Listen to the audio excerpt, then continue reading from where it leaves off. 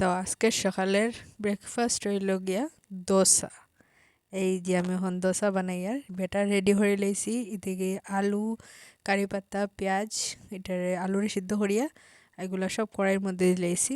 এই যে আর সঙ্গে একটু মশলা টশলা দিছি। তো এই যে এখন বেটারটা এরকম করিয়া দিলেইছি গোল গোল রাউন্ড করিয়া। আর এখন দিলে আর এখানে আলু, তো এইটা হইলো মশলার দোসা। তা আজকে সাম্বার নাই, সাম্বার ছাড়াই মশলা দোসা আর সঙ্গে হইলো গিয়া কোকোনাট চাটনি বানাইমু। তো তোমরা কার কার দোসা ভাল লাগে আর ঘরে কে কে বানাইয়া দোসা খাইছো কমেন্ট করিও। তো এই যে রেডি আমার স্টাইলে মশলা দোসা, নারিকলের চাটনি দোসার লগে রেডি, কারি পাতা আর কাঁচা লঙ্কা দিয়ে। তানিয়া সব পারে ভাই। এই দেখো আমি এখন বাড়ি লেয়ার দোসা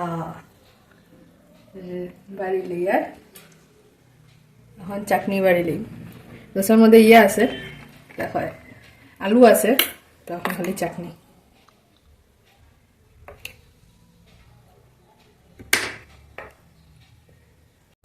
তো আজকে প্রথমবার দোসা বানাইছি, খাইয়া দেখি কিরম হয়েছে।